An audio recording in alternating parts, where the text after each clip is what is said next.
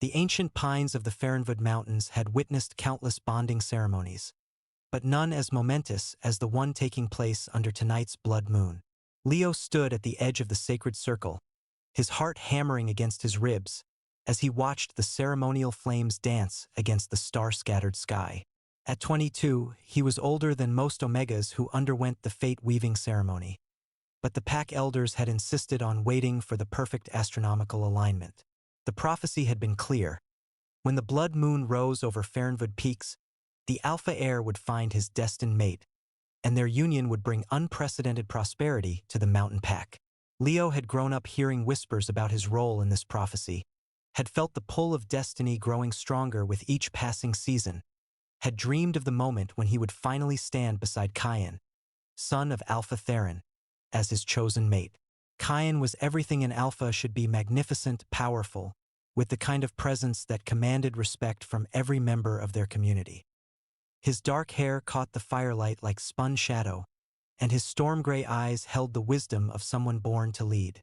For months, Leo had felt their connection strengthening, had caught Kian watching him during pack gatherings with an intensity that made his Omega nature sing with anticipation. Tonight, according to the ancient laws and the prophecy itself, they would be joined forever. The pack elder raised his ceremonial staff, carved from wood touched by lightning and blessed by generations of spiritual leaders. The gathered wolves fell silent, their attention focused on the two figures who would shape their future. Tonight, under the blessing of the blood moon, destiny calls to those chosen by fate. The elder's voice carried across the mountain grove. Let the heir of Fernwood step forward to claim what the ancestors have decreed. Let love and prophecy unite what was written in the stars before time began. Leo felt the familiar pull intensify, his Omega instincts responding to the call of his destined alpha. This was it. This was the moment he had dreamed of since he first understood what it meant to be part of a prophecy. He took a trembling step forward, his bare feet silent on the soft earth of the ceremonial ground. Kian moved as well, his powerful frame cutting through the crowd with the easy confidence of someone who had never doubted his place in the world.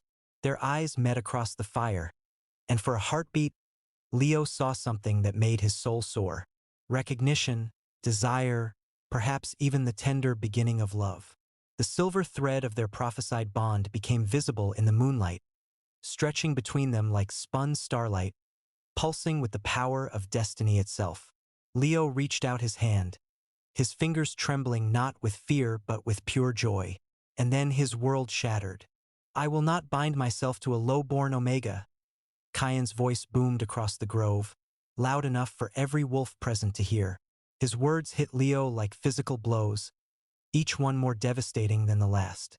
You are a stain on my name, a mistake in the prophecy. I reject this bond, I reject this fate, and I reject you. The silence that followed was deafening. Leo stood frozen, his outstretched hand still reaching for a connection that Kian had just torn apart with brutal efficiency. The pain was indescribable, like someone had reached into his chest and ripped out half his soul, leaving jagged edges that burned with every breath. Through his empathic gifts, Leo could feel the shock and embarrassment of the gathered pack, their emotions crashing over him in waves.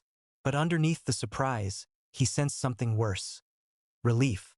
Relief that their future alpha had rejected the low-born Omega. Relief that they wouldn't have to accept someone they had always seen as beneath their station. Relief that the prophecy had been wrong. You dare reject the will of the ancestors? The elder asked, his voice shaking with disbelief. I dare choose strength over weakness, Kian replied coldly. The pack needs an alpha who makes decisions based on logic, not mystical nonsense. If the prophecy was wrong about this, what else might it be wrong about? The elder looked around the circle, seeking support from the other pack leaders, but found only uncomfortable silence. Finally, his ancient eyes settled on Leo with something that might have been pity. The ceremony is ended, he said quietly. Let all bear witness that the heir of Fernwood has chosen his own path. Leo somehow managed to turn away from the fire, to walk with as much dignity as he could muster back to the shadows at the edge of the grove. Behind him, the ceremony continued as if nothing had happened, as if his public humiliation was just a minor interruption in the evening's festivities. But everything had changed. In the space of a few words, Leo had gone from prophesied mate of the future Alpha to nothing. Less than nothing. A rejected Omega whose very existence was now an embarrassment to the pack. The days that followed were a nightmare of whispers and sideways glances. Word of his rejection spread through Farenwood like wildfire, and everywhere Leo went, he felt the weight of their judgment. The pack council met in emergency session to discuss what to do with him. An Omega without a mate, especially one who had been publicly rejected in defiance of prophecy, was seen as cursed, potentially dangerous. Your presence brings discord to our people, Alpha Theron told him during the meeting that would decide his fate. The prophecy spoke of prosperity through your union with my son. Since that union has been rejected, your continued presence among us serves only as a reminder of broken promises and failed destiny. They branded him first, not with physical marks, but with the social stigma that would follow him for the rest of his life. He was no longer Leo of House Moonrunner, descended from generations of skilled hunters and pack guardians. He was simply the rejected one, a cautionary tale about the dangers of placing too much faith in prophecy. Then came the exile. They gave him 3 days to gather what possessions he could carry and leave Farenwood territory forever. No member of the pack was permitted to aid him or offer shelter. He was to become a lone wolf, cut off from the community that had shaped his entire identity. On his last night in the only home he had ever known, Leo sat in his small cabin, surrounded by the few belongings he would be able to take with him. His art supplies were among them. Sketchbooks filled with drawings of mountain landscapes, portraits of pack members who would no longer acknowledge his existence, and abstract pieces that captured emotions too complex for words. As he packed, he came across a drawing he had made weeks earlier. A portrait of Kyan during a pack hunt, his face flushed with the joy of the chase, his eyes bright with life and purpose. Leo stared at the image for a long moment, then carefully tore it from the sketchbook and fed it to the fire. Some things were better left as ashes. The journey into exile began before dawn, when the mountain air was still sharp with frost and the world was painted in shades of gray and silver. Leo walked the familiar paths one last time, memorizing the way the morning light touched the peaks he had known since childhood, breathing in the scent of pine and snow that had always meant home. By midday, he had reached the border markers that defined Farenwood territory. Beyond them lay the rat-hilled borderlands, a harsh wilderness where few dared to travel and fewer still survived for long. It was a place of ice and stone, where ancient magics had left the very ground unstable and dangerous creatures from other realms sometimes crossed into the mortal world. Leo paused at the boundary stones, carved with protective runes that had guarded his people for generations. Once he crossed this line, there would be no going back. He would be truly alone, cut off from everything and everyone he had ever known. He stepped across the border and didn't look back. The first weeks of exile were a blur of survival instincts and desperate determination. Leo had been trained as a hunter, but hunting for sport during pack expeditions was very different from hunting to survive in a hostile wilderness. Game was scarce in the borderlands, and what animals he did find were often tainted by exposure to wild magic, their meat barely edible. The cold was the worst part.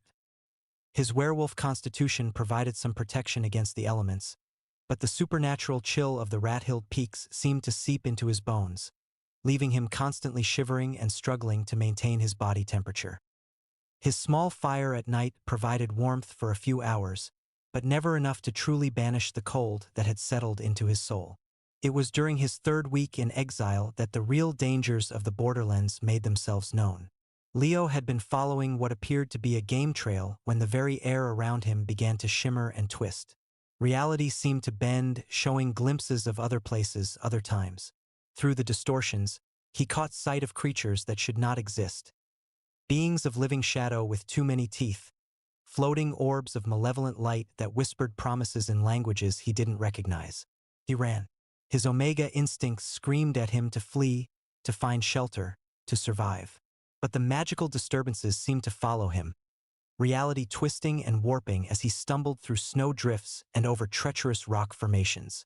Just when exhaustion threatened to overcome him, when he could run no further, the disturbances suddenly ceased. Leo found himself standing at the edge of a valley he had never seen before, despite weeks of wandering the borderlands. Below him, nestled against the base of a massive cliff, stood a fortress unlike anything in Farenwood territory. It was built from black stone that seemed to absorb light rather than reflect it, its towers reaching toward the sky like grasping fingers. But there was something beautiful about its alien architecture, something that spoke of ancient knowledge and carefully preserved power. Smoke rose from its chimneys, and warm light glowed in its windows. After weeks of cold and hunger and loneliness, the sight of inhabited shelter was almost overwhelming. Leo began to make his way down the treacherous slope, hope warring with caution in his chest. He was still 100 yards from the fortress gates when exhaustion finally overcame him. The combination of magical exposure, physical strain, and weeks of poor nutrition caught up with him all at once. His legs buckled, and he collapsed face-first into a snow drift, his body finally surrendering to the accumulated damage of his exile. The last thing he remembered before darkness claimed him was the sound of footsteps approaching and a voice speaking words in a language he didn't recognize. Leo woke in warmth for the first time in weeks. He was lying in a bed, an actual bed with soft sheets and warm blankets, in a room lit by floating orbs of gentle light. The walls were lined with books, their leather bindings worn smooth by age and frequent handling. A fire crackled in an ornate fireplace, filling the air with the scent of burning applewood. "You're awake," a voice said from the shadows near the window. "Good. I was beginning to wonder if you had suffered permanent damage from magical exposure." Leo turned toward the voice and found himself looking at the most beautiful man he had ever seen. Tall and lean, with features that were almost human but somehow more refined, more perfect. His skin had a subtle golden cast to it, and his eyes were the color of emeralds touched by flame. When he moved closer to the bed, Leo caught a glimpse of pointed ears and realized he was looking at a demon. "Don't be afraid," the demon said, apparently reading the alarm in Leo's expression. "If I had wanted to hurt you, I wouldn't have spent 3 days nursing you back to health." 3 days. Leo's voice came out as a hoarse whisper. "You were in a bad way when I found you. Hypothermia, malnutrition, magical poisoning from exposure to the reality storms. Your werewolf constitution is the only reason you survived." The demon settled into a chair beside the bed, his movements graceful and controlled. "I am Rael, lord of this fortress, and you are a very long way from any werewolf territory I'm familiar with." "I was exiled," Leo said simply, unsure how much he should reveal to this strange savior. "Ah." Rael's expression became thoughtful. "That explains the desperation I sensed when I found you. An exile in the borderlands rarely survives long without shelter and protection. Why did you help me? Curiosity, perhaps. Or maybe just the novelty of finding something alive in this wasteland." Rael's tone was carefully neutral, but Leo caught a flicker of something warmer in his green eyes. "The question now is what to do with you." Leo tried to sit up, then immediately regretted it as his head spun and his vision blurred. "I can leave," he said quickly. "I don't want to impose on your hospitality." "Leave for where?" Rael asked mildly. "You have no pack, no territory, no resources. Winter is coming to the mountains, and the reality storms are getting worse. You wouldn't last a week out there." The brutal honesty of his words hit Leo like a physical blow, but he couldn't deny their truth. He had nowhere to go, no one who would help him, nothing to offer in exchange for shelter or protection. "However," Rael continued, "I might have a use for you. This fortress requires maintenance, and I spend much of my time traveling in search of rare artifacts and lost knowledge. I could use someone to handle domestic matters in my absence." "You're offering me a job?" Leo couldn't keep the surprise out of his voice. "I'm offering you survival," Rael corrected. "In exchange for your service, you would have shelter, food, protection, and purpose. The terms would be fair but firm. You would be free to leave if you chose, but while you remain here, you would be bound by certain rules and expectations." It wasn't the life Leo had dreamed of, but it was life itself. The alternative was death in the wilderness, slow and cold and alone. I accept, he said. Rael nodded, as if he had expected no other answer. Rest today. Your duties begin tomorrow. The work was not what Leo had expected. Rather than the menial labor he had feared, Rael assigned him tasks that required intelligence and creativity. He helped catalog the demon's extensive library, translated documents written in various human languages, and maintained the magical systems that kept the fortress comfortable and secure. Rael was a demanding but fair employer. He expected excellence in all things, but he also provided clear instructions and patient guidance when Leo encountered something unfamiliar. More surprisingly, he treated Leo with a respect that the Omega had rarely experienced even in his own pack. You have an eye for detail, Rael observed one evening as they worked together in his study, organizing a collection of ancient scrolls. And your artistic background gives you insight into the emotional context behind many of these texts. Most servants simply see words on parchment, but you understand the feelings that drove their creation. Leo looked up from the illuminated manuscript he had been examining. You know about my art? I found your sketchbooks when I was treating your injuries. I hope you don't mind. I needed to understand who you were to properly care for you. Rael's expression was carefully neutral. Your work is quite good. Technically proficient, but more importantly, emotionally honest. You capture not just what you see, but what you feel. The compliment meant more to Leo than he could express. No one in his pack had ever taken his art seriously. It had been seen as a frivolous hobby, acceptable for an Omega but nothing more than that. I haven't drawn anything since the exile, he admitted. Perhaps you should start again, Rael suggested. Art can be healing, especially for those who have experienced trauma. As the weeks passed, their professional relationship began to evolve into something more complex. Rael continued to treat Leo with respect and consideration, but there were moments when Leo caught him watching with an intensity that had nothing to do with work performance. Conversations that started as practical discussions about fortress maintenance would drift into personal territory, sharing stories about their respective backgrounds and experiences. Leo learned that Rael was older than he appeared, a scholar and collector who had spent centuries traveling between realms in search of knowledge and artifacts. He had been exiled from his own people for refusing to participate in what he called the tedious politics of demon society, and had built his fortress as a sanctuary where he could pursue his research in peace. We're both outcasts in our way, Rael said one evening as they shared dinner by the fire, both rejected by our own kind for failing to meet expectations. Your exile was by choice, Leo pointed out. Mine was punishment. Was it? Rael asked thoughtfully. Or was it freedom? You were bound by prophecy, expected to mate with someone who clearly didn't value you, trapped in a role that brought you no joy. Perhaps the rejection freed you to discover who you really are. The idea was radical, almost blasphemous to someone raised in pack culture, but Leo found himself considering it seriously. Had his exile been a catastrophe or an opportunity? Had losing everything he thought he wanted opened the door to finding something better? It was during the first major snowstorm of winter that their relationship crossed into new territory. Leo had been working in the library when the magical heating system suddenly failed, leaving the vast room frigid and inhospitable.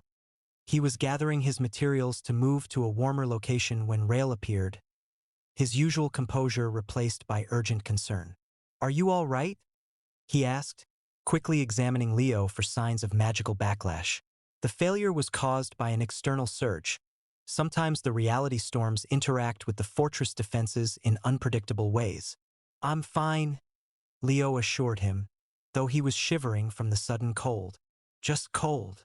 Without hesitation, Rael wrapped his own cloak around Leo's shoulders, the heavy fabric still warm from his body heat.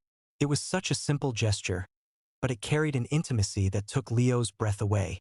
For a moment, they stood close enough that Leo could see the flecks of gold in Rael's green eyes, could feel the warmth radiating from his body. We should get you somewhere warmer, Rael said softly, but he made no move to step away. Rael, Leo began. Not sure what he wanted to say, but knowing that this moment felt important, felt like a turning point. Yes. Thank you. For everything. For saving me. For giving me purpose. For treating me like I matter. Something shifted in Rael's expression, his carefully maintained composure cracking to reveal something vulnerable underneath. You do matter, he said quietly. More than you know. The moment stretched between them, full of unspoken possibilities, before Rael finally stepped back and led him to the warmer quarters near the main fireplace. That night, as Leo lay in his bed listening to the storm rage outside, he found himself thinking not about the life he had lost but about the life he might be building. For the first time since his exile, he felt something that might have been hope. The change in their relationship was subtle but unmistakable.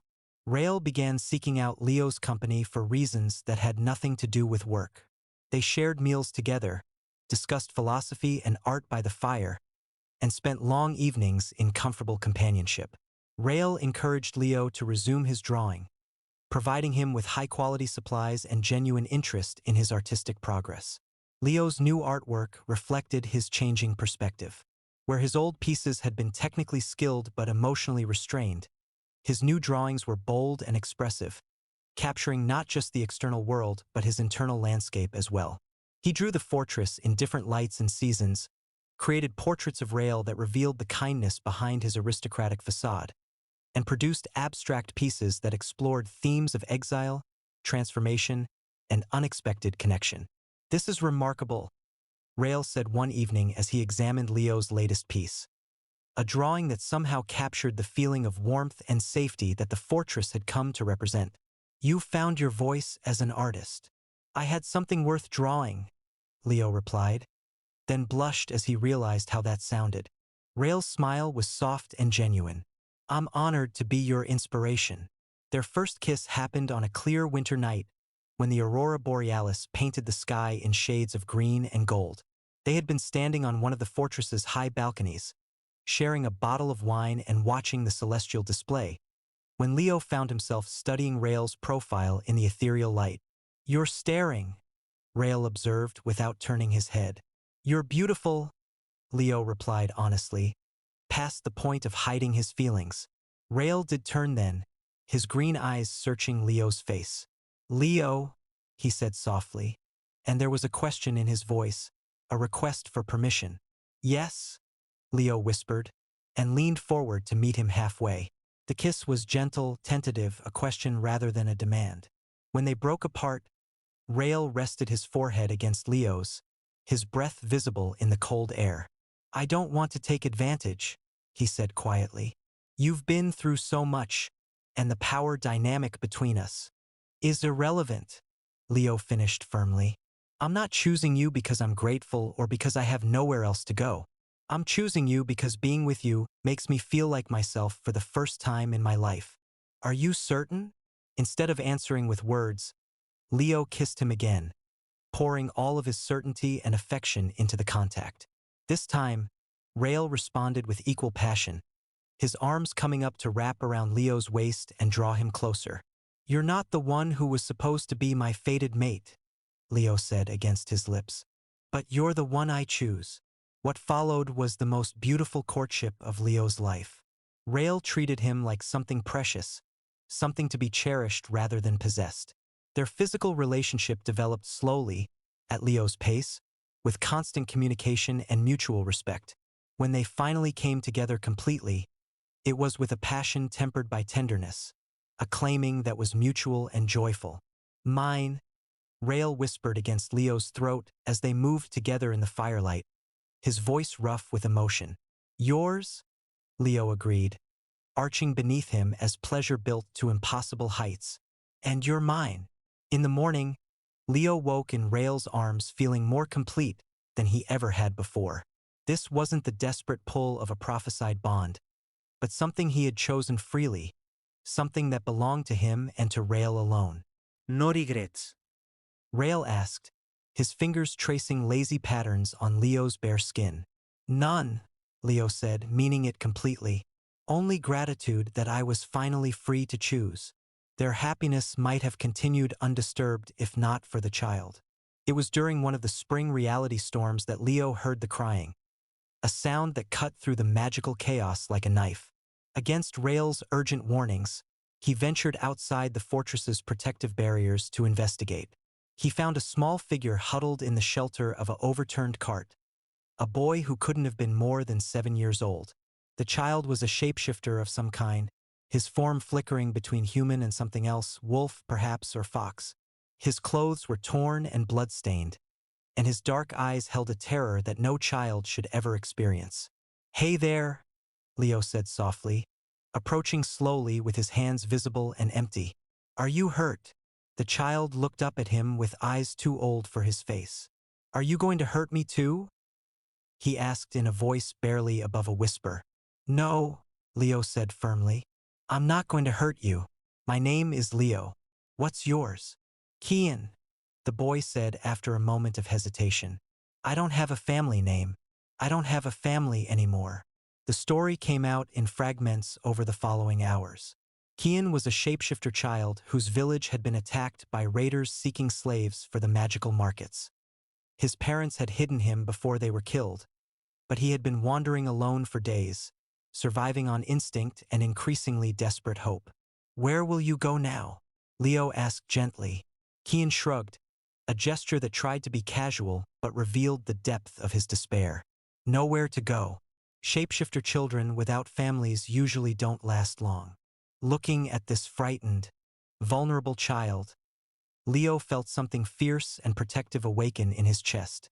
He thought about his own exile, his own experience of being cast out and left to survive alone. No child should have to endure that kind of abandonment. "What if you didn't have to go anywhere?" he asked carefully. "What if you could stay here with us?" Kian's eyes widened with hope and disbelief. "You would do that? But I'm not your cub. I'm not even the same species." "Family isn't always about blood," Leo said firmly. "Sometimes it's about choice, about people who decide to care for each other." When he brought Kian back to the fortress, Leo expected to have to convince Rael to let the child stay temporarily. But the demon took one look at the boy and immediately knelt down to his level, his expression soft with understanding. "Hello, Kian," he said gently. "Leo tells me you've had quite an adventure. Would you like something to eat and a warm place to sleep?" "Really?" Kian looked between them with wonder beginning to replace the fear in his eyes. "Really?" Rael confirmed. "We can't offer you a traditional family, but we can offer you safety and care and people who won't hurt you for being different." That night, as they settled Kian into a room near theirs, Rael pulled Leo aside. "Are you certain about this?" he asked quietly. "Caring for a child is a significant responsibility, especially one who's been traumatized." "I'm certain," Leo said without hesitation. "Rael, I know what it's like to be rejected for things you can't help. I won't let that happen to him if I can prevent it. And what if his presence here attracts attention? Shapeshifter children are valuable commodities in certain circles, and not all of our neighbors are as benevolent as we might wish. Then we'll protect him," Leo said simply. "All of us together." Rael studied his face for a long moment, then smiled. "You continue to surprise me, my heart. Yes, we'll protect him. All of us together." Kian brought light into their lives in ways Leo hadn't expected. His initial fear gradually gave way to curiosity and then to genuine joy as he realized that they truly meant to keep him safe. He was incredibly intelligent, absorbing knowledge like a sponge and asking questions that kept both Rael and Leo on their toes. Leo found himself settling naturally into a parental role, teaching Kian to read and write, helping him understand his shape-shifting abilities, and most importantly, showing him through daily example that he was valued and loved exactly as he was. For the first time in his life, Leo had a family that he had chosen and that had chosen him in return. "Will you teach me to draw?" Kian asked one evening as they sat by the fire, watching Leo work on a new piece. "Of course," Leo said, making room for the boy beside him. Art is a wonderful way to express feelings that are too big for words. As Kian's artistic skills developed, Leo created illustrated storybooks for him, tales of brave shapeshifters and kind demons and families that were built on love rather than biology. They were stories he wished had existed when he was a child, stories that celebrated difference and choice and the power of choosing to care for one another.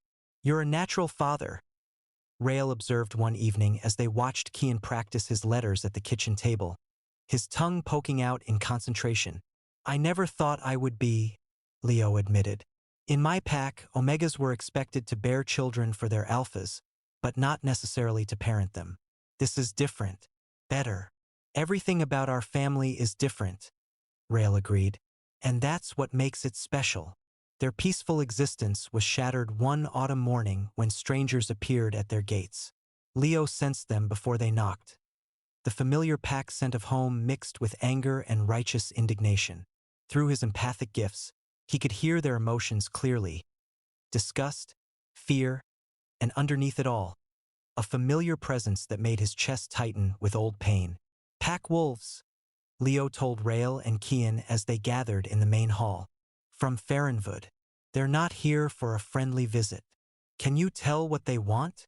Rael asked, his demeanor shifting into something more dangerous. I think. They're angry about something they see as corrupted, unnatural." Leo took a deep breath, steeling himself. "I should probably talk to them." "We talk to them," Rael corrected firmly. "You're not facing your former pack alone." When they opened the doors, Leo found himself face to face with members of his old pack, led by someone he had hoped never to see again. Kian stood at the front of the group, looking every inch the alpha heir, his storm-gray eyes hard with condemnation. Behind him stood Alpha Theron and several pack elders, their expressions grim with purpose. "Leo," Kian said, his voice carrying the authority of someone who expected to be obeyed, "you will return with us immediately to face judgment for the abomination you have created." "What abomination?" Leo replied, proud that his voice remained steady. "I've harmed no one, threatened no one." "You have bonded with a demon?" Alpha Theron said, stepping forward with disgust written clearly on his weathered face. "You have corrupted the natural order by joining your werewolf essence with that of a creature from the lower realms. Such unions are forbidden by every law of nature and tradition." "I have found love and happiness," Leo corrected, "something that was denied to me in Farrenwood." "You have found corruption," one of the elders spat. "And now word has reached us that you harbor a shapeshifter child as well. The taint spreads as we knew it would." Kian pressed closer to Leo's side, his small hand slipping into his. Through their connection, Leo could feel the boy's fear, but also his determination to stand with the family that had chosen him. "Kian is our son," Leo said firmly, placing a protective hand on the child's shoulder. "Not by blood, but by choice. We've given him a home and a family and love. Where is the corruption in that?" "The corruption is in the very existence of such unnatural alliances," Kian said, his voice cold with certainty. "Werewolves mate with werewolves. Demons belong in their own realm. Shapeshifters have their own communities. When those boundaries are crossed, chaos follows." "What chaos?" Rael asked, speaking for the first time since the confrontation began. His voice was deceptively mild, but Leo could see the power gathering around him like heat shimmer. "We live peacefully in our own territory. We harm no one. We threaten no one." "What chaos do you see?" "The chaos of broken traditions," Alpha Theron replied. "The chaos of young wolves questioning the old ways because they hear stories of an Omega who defied prophecy and found happiness. The chaos of other species beginning to demand recognition and rights within territories that have been purely werewolf for generations." "Change is not chaos," Leo said quietly. "Change is growth. Change is the possibility that things can be better than they were." "You speak of growth," Kian sneered. "I see only degradation. You were meant to be the mate of an alpha heir, to bear strong children and strengthen our bloodlines. Instead, you waste yourself on a demon and play house with a mongrel child." The insult to both Rael and Kian made rage flare in Leo's chest, but before he could respond, Rael stepped forward. The temperature around them seemed to rise several degrees, and Leo caught a glimpse of flames flickering in his green eyes. "You will not speak of my family in such terms," Rael said, his voice carrying undertones of power that made even the Alpha Pack members shift nervously. Leo is my chosen partner, my equal in all things, and he deserves respect from anyone who enters my domain. As does our son. Your son. Cain laughed harshly. You call that creature your son? Demons don't form families, they collect possessions. Leo is nothing but a pet to you, a curiosity to be enjoyed until you grow bored. You seem to be confusing demons with werewolf alphas, Rael replied coolly. I chose Leo, and he chose me in return. Neither of us was coerced, neither of us was desperate, and neither of us settled for less than we deserved. The barb hit its mark. Cain's face darkened with rage, and several of the pack members behind him growled low in their throats. Enough talk, Alpha Theron declared. Leo, you will return with us to face purification or exile. The demon will be banished from any territory claimed by werewolf packs, and the shapeshifter child will be dealt with according to ancient law. Ancient law? Leo felt ice form in his veins. You mean you want to kill him? Shapeshifter children without proper family structures often become unstable, dangerous. It would be a mercy. The protective rage that swept through Leo was unlike anything he had ever experienced. This sweet, intelligent child who had brought so much joy into their lives. They wanted to murder him simply for existing without a traditional family structure. No, Leo said, and his voice carried power he didn't know he possessed. You will not touch him. You will not threaten him. And you will leave our home immediately. Your home. Cain stepped closer, trying to use his size and alpha presence to intimidate Leo. You have no home, Omega. You were cast out, rejected, abandoned. You're nothing but a stray that a demon decided to keep as entertainment. I am more than I ever was when I lived among your pack, Leo replied, meeting his gaze steadily. I have love that fulfills me, work that matters, and a family that chose me freely. What do you have, Cain? A pack that fears you more than they respect you? A leadership built on intimidation rather than wisdom? A life so empty that you have to travel for days just to hurt someone who never wronged you? Through his empathic gifts, Leo could sense Cain's emotions clearly now.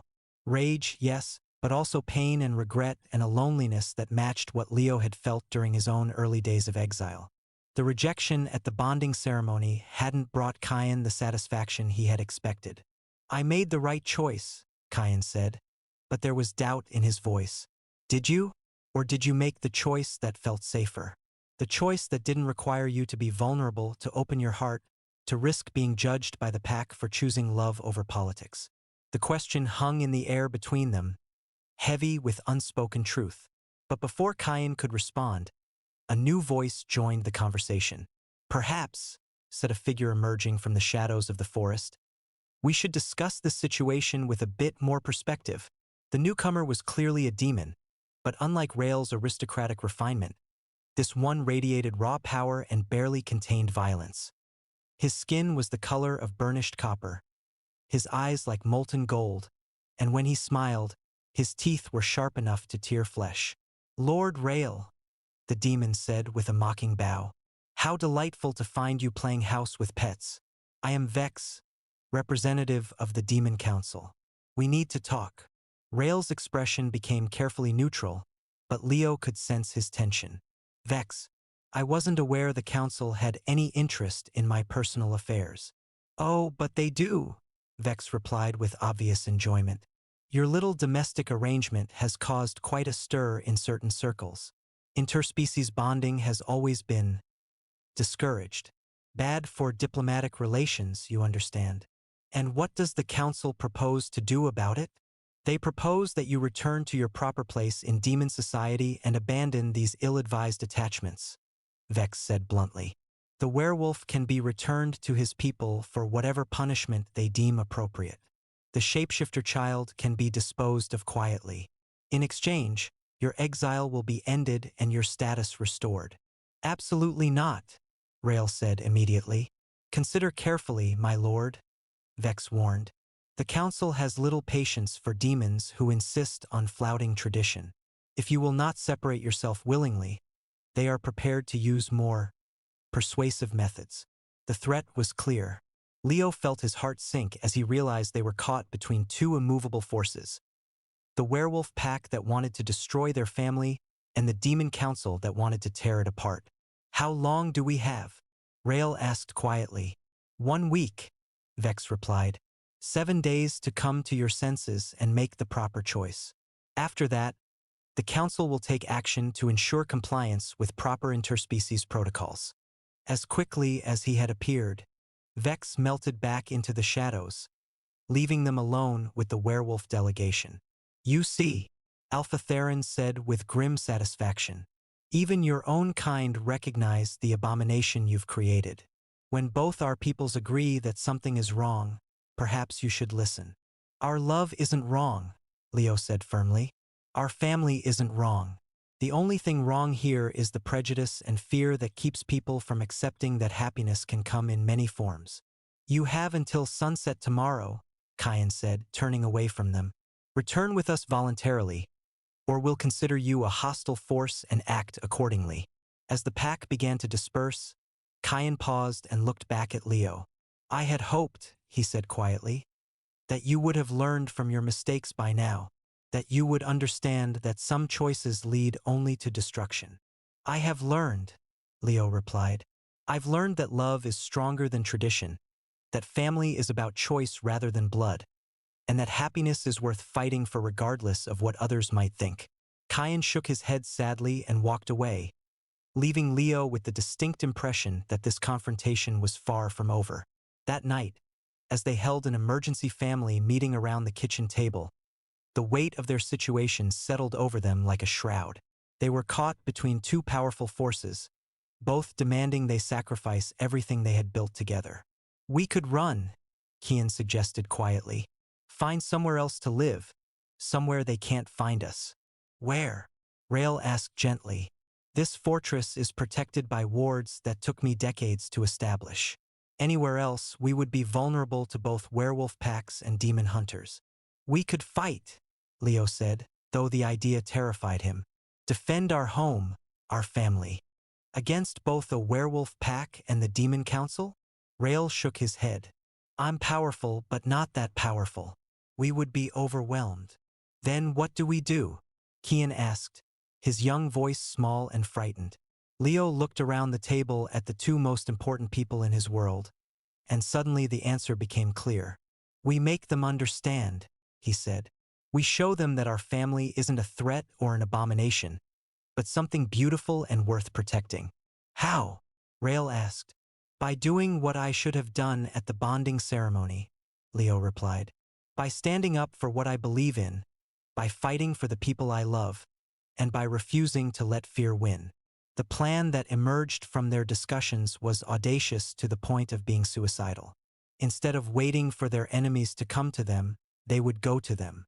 Leo would present himself to both the werewolf pack and the demon delegation, not as a supplicant begging for mercy, but as an equal demanding recognition.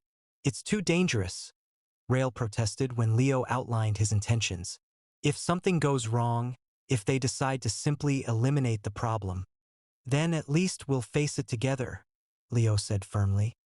"All of us as a family." "I want to help," Kian said, his small jaw set with determination. "They're threatening our family. I should get to defend it too." Looking at the brave child who had become his son in every way that mattered, Leo felt his resolve strengthen. This was what they were fighting for: the right to love each other, to protect each other, to be a family on their own terms. The confrontation took place in the same mountain grove where Leo had been rejected years earlier. It seemed fitting, somehow, that the place where his old life had ended would be where his new life would be defended. Both delegations were waiting when they arrived. The werewolf pack in their traditional formation, the demon representatives in their otherworldly finery. The tension in the air was thick enough to cut, and Leo could feel the barely restrained hostility radiating from both groups. "You came," Kian said, stepping forward from the werewolf ranks. "Good. We can end this quickly and cleanly." "I came to talk," Leo replied, moving to stand in the center of the grove with Rael and Kian flanking him. "To make you understand what you're trying to destroy." "We understand perfectly," Alpha Theron said coldly. We're trying to prevent the contamination of our bloodlines and the corruption of our young people. What you're trying to prevent, Leo corrected, is change. You're so afraid of anything different, anything that challenges your narrow view of how the world should work, that you're willing to destroy innocent lives to maintain the status quo. Innocent. Lord Vex spoke for the first time since their arrival. There is nothing innocent about defying the natural order. Demons and werewolves were never meant to mix. Such unions produce nothing but chaos and instability. Look at us, Leo said, gesturing to his family. Do we look like chaos to you? Do we seem unstable? We live peacefully. We harm no one. We contribute to our community in positive ways. Where is the instability you fear? The instability comes from the example you set, Kian said harshly. Other young wolves hear about your happiness and begin to question their own traditions, their own obligations to the pack. They start to believe that individual desires matter more than collective responsibility. Maybe they do, Leo replied quietly. Maybe individual happiness does matter more than collective conformity. Maybe the reason your young people are questioning the old ways is because the old ways don't serve them anymore. Blasphemy, one of the werewolf elders muttered. Truth, Leo corrected. I was miserable in Farrenwood. I was expected to mate with someone who didn't value me, to bear children for someone who saw me as nothing more than a tool for strengthening bloodlines. I was told that my happiness didn't matter, that my feelings were irrelevant, that my only purpose was to serve the pack's genetic goals. He turned to look directly at Kian. You rejected me because you were afraid. Afraid of what the pack would think if you chose an Omega from a lower status family. Afraid of appearing weak if you admitted to caring for someone who didn't fit their expectations. You chose political advantage over personal connection, and it made you miserable. I am not miserable, Kian said, but his voice lacked conviction. Aren't you? Leo asked gently. When was the last time you felt truly happy? When was the last time you made a choice based on what you wanted rather than what you thought others expected? When was the last time you allowed yourself to be vulnerable, to care for someone without calculating the political implications? The questions hit their mark. Through his empathic abilities, Leo could feel Kian's confusion, his growing uncertainty about the choices he had made and the life he was living. Personal happiness is selfish, Alpha Theron said firmly. The good of the pack must come before individual desires. Why? Kian asked suddenly, his young voice cutting through the tension like a blade. Why does caring for the pack mean that individuals have to be miserable? Why can't everyone be happy? The adults turned to stare at the child who had dared to question their fundamental assumptions. Because life isn't about happiness, the Alpha replied harshly. Life is about duty, responsibility, sacrifice for the greater good. That's the saddest thing I've ever heard, Kian said with the brutal honesty of youth. My birth parents taught me that life is about love and wonder and finding joy wherever you can. They said that the greatest gift you can give your community is to be the best, happiest version of yourself. Your birth parents are dead, one of the elders said cruelly. Perhaps their philosophy wasn't as effective as they believed. Kian flinched as if he had been struck, tears welling in his dark eyes. But before Leo could step forward to comfort him, Rael was already there, kneeling down to the boy's level and speaking in a voice that carried clearly across the grove. Your birth parents were wise, he said firmly. They understood something that many adults forget, that love and joy aren't weaknesses to be overcome, but strengths to be cultivated. They taught you to value yourself and others, to see beauty in the world, to choose hope over despair. Those are the most important lessons anyone can learn. But they're gone, Kian whispered. Their bodies are gone, Rael agreed. But their love lives on in you, in the way you care for others, in the way you bring light into dark places. They would be proud of the brave, compassionate young man you're becoming. The demon's words seemed to resonate with something in the assembled crowd. Several of the younger werewolves were looking thoughtful, their certainty beginning to crack.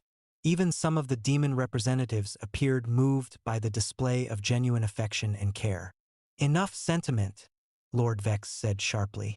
The boy's tragic history doesn't change the fundamental problems with this arrangement. Interspecies bonding creates complications that our respective societies are not equipped to handle. What complications?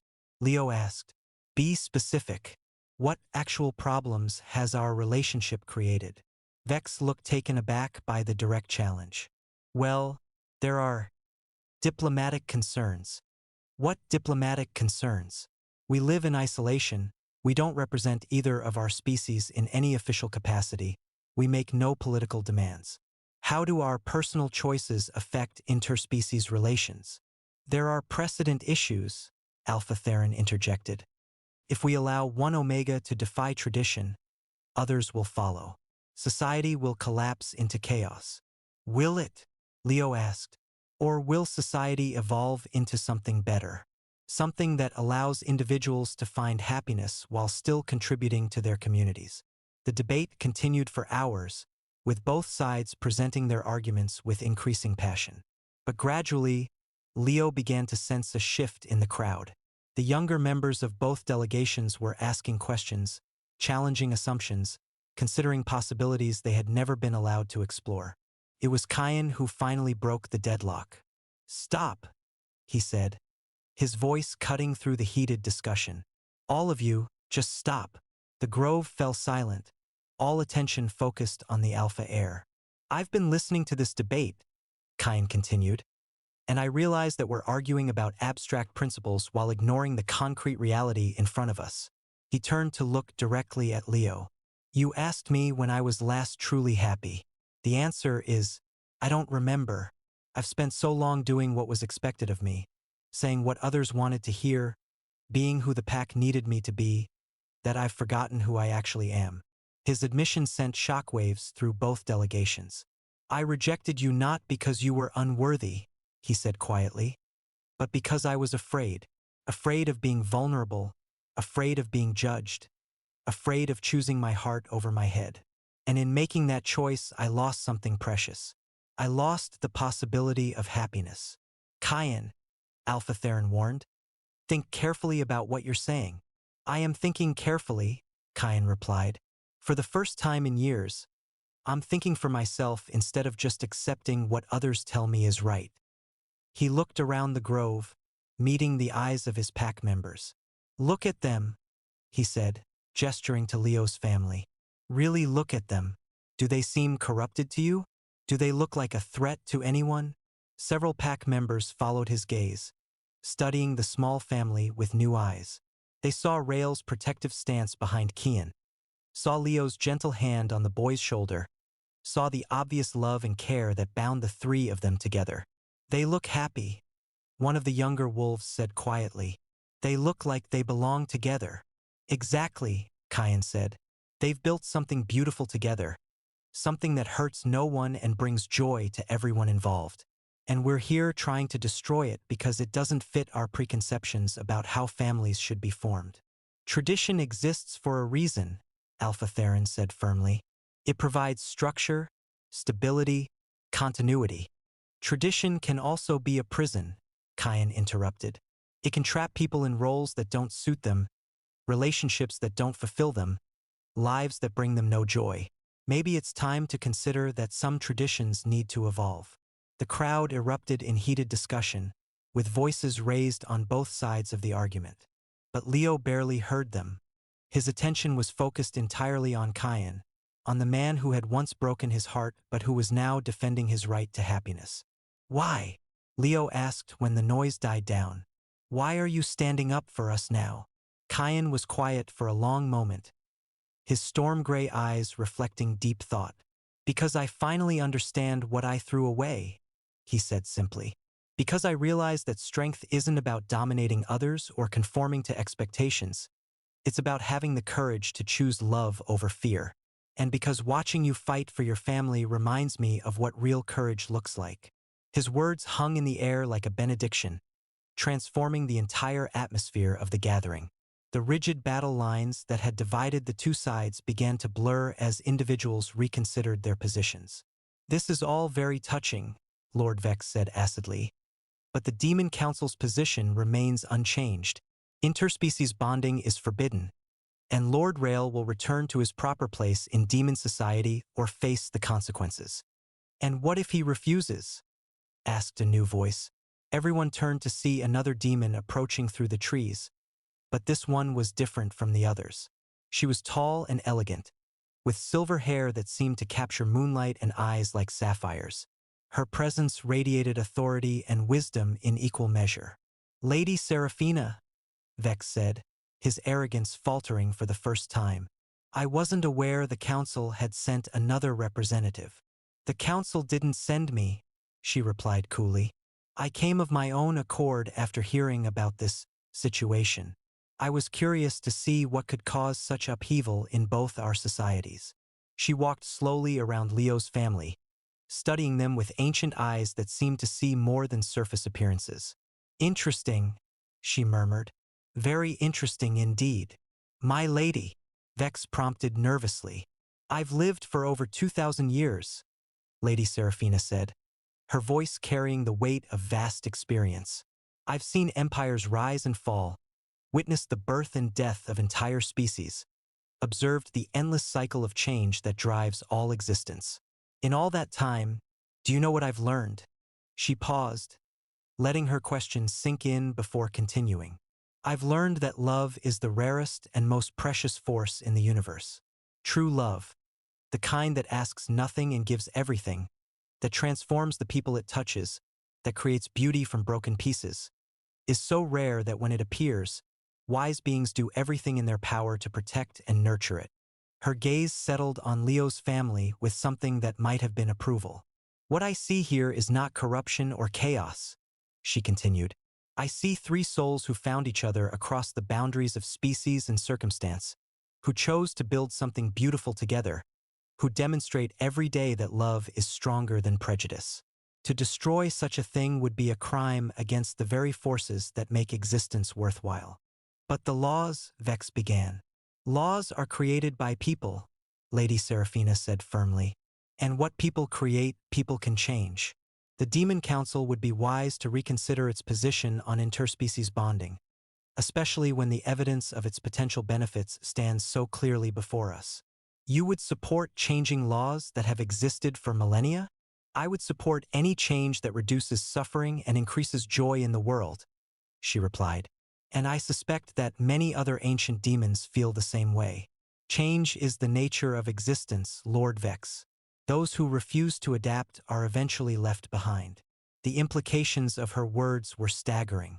If Lady Seraphina was speaking for a faction of elder demons who supported interspecies bonding, then the council's position might not be as unshakable as they had believed. Furthermore, she continued, turning her attention to the werewolf delegation, I find it curious that a pack that claims to value strength above all else would see fit to punish some of its strongest members for finding happiness. What do you mean? Alpha Theron asked warily. I mean that your former pack member has demonstrated remarkable resilience, adaptability, and courage, Lady Seraphina said, gesturing to Leo.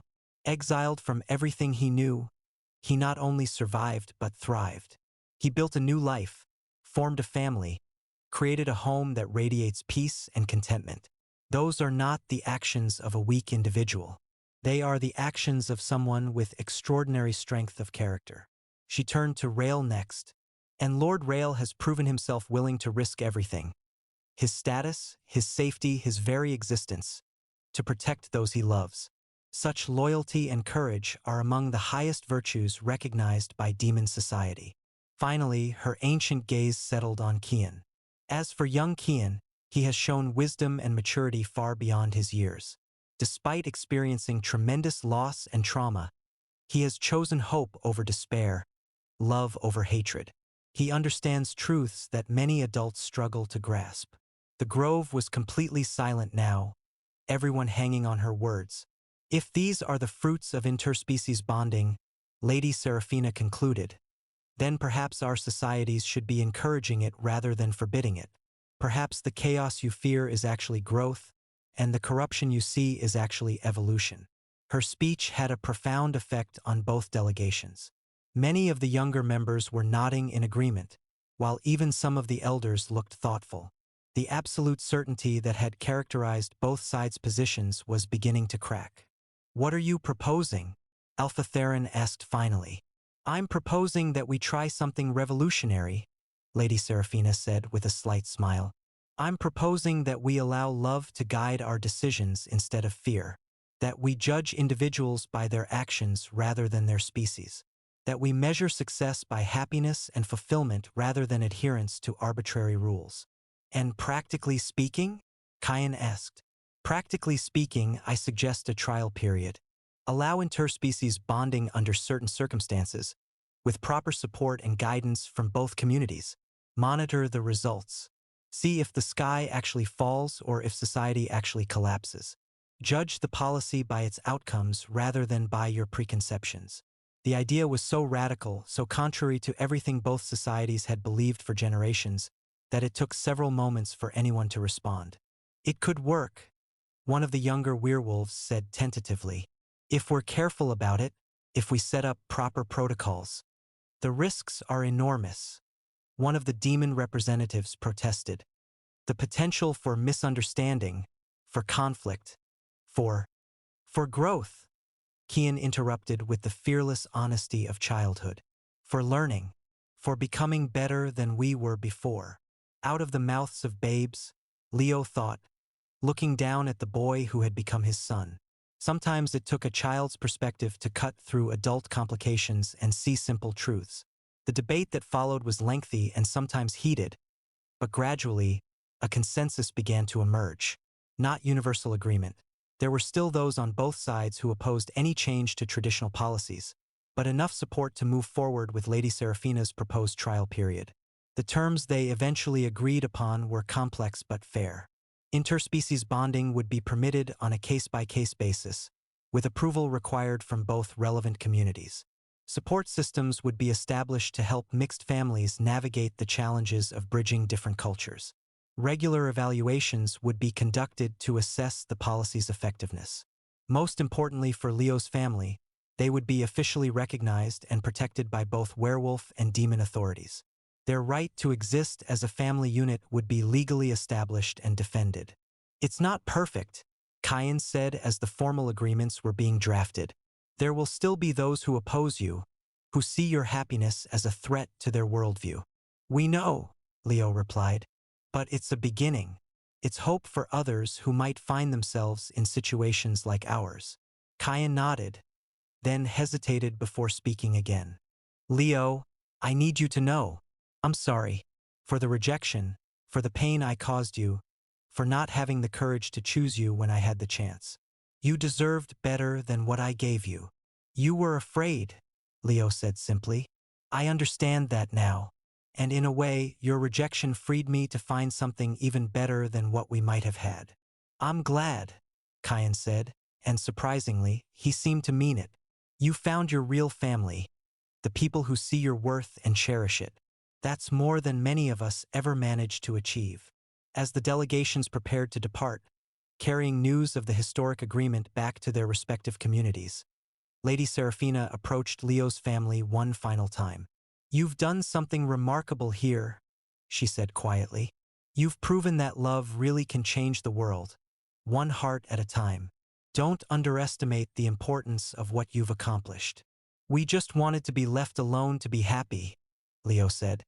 "And in fighting for that right, you've opened doors for countless others who dream of the same thing," she replied. "That's how change happens. Not through grand gestures or sweeping declarations, but through individuals who refuse to accept that things have to stay the same." That evening, as they sat around their dinner table in the warm light of their fortress home, Leo reflected on the incredible journey that had brought them to this moment. A year ago, he had been a broken exile with no hope for the future. Now he was part of a legally recognized family, a pioneer in interspecies relations, a symbol of hope for others who dared to love across traditional boundaries. "Any regrets?" Rael asked, echoing the question he had posed after their first night together. "None," Leo said, looking around the table at the two most important people in his world. "Only gratitude for the journey that brought us together." "Even the painful parts?"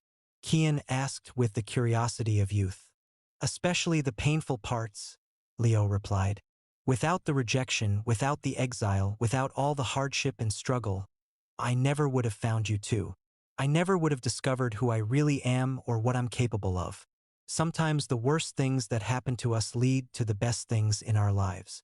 As the years passed, their story became legend throughout both werewolf and demon territories. The tale of the rejected Omega who found love with a demon lord, who built a family across species lines, who changed the world through the simple act of refusing to accept that happiness was impossible. Other interspecies couples began to come forward, inspired by their example. Mixed families formed, thrived, and contributed to their communities in ways that challenged old prejudices and opened new possibilities. The trial period that had seemed so radical gradually became accepted policy, then established tradition. Leo continued his art, creating works that captured the beauty of diversity and the power of love to transcend boundaries. Rael expanded his research to include interspecies magical interactions, making discoveries that benefited both communities. Kian grew into a young man whose unique perspective as a bridge between worlds made him a valuable diplomat and mediator. But perhaps most importantly, they remained a family. Not perfect, no family ever is, but loving, supportive, and committed to each other's happiness and growth. They faced challenges together, celebrated victories together, and proved every day that love really was stronger than prejudice, fear, or tradition. The fortress that had once been Rael's solitary refuge became a gathering place for other mixed families, a symbol of hope and acceptance in a world that was slowly learning to embrace diversity. And in the room where Leo had first woken to warmth and safety, a new portrait hung on the wall, a painting of 3 figures seated around a dinner table, their faces glowing with love and contentment, their bond visible in every brushstroke. It was titled simply Family, and it captured everything that mattered. The truth that love comes in many forms, that families are built through choice rather than birth, and that sometimes the most beautiful stories begin with what looks like an ending. At the bottom of the painting, in small letters that most visitors never noticed, was an inscription. For those who dare to love beyond boundaries, who choose hope over fear, and who believe that happiness is not just possible but necessary, you are not alone. And in the fortress that love built, surrounded by the family they had chosen and been chosen by, Leo finally understood the deepest truth of all. That sometimes the greatest courage is simply the decision to be happy, regardless of what the world might say about it. Their love story had become more than just their own. It had become proof that change was possible, that traditions could evolve, that the arc of the universe really did bend toward love. And that was the greatest magic of all.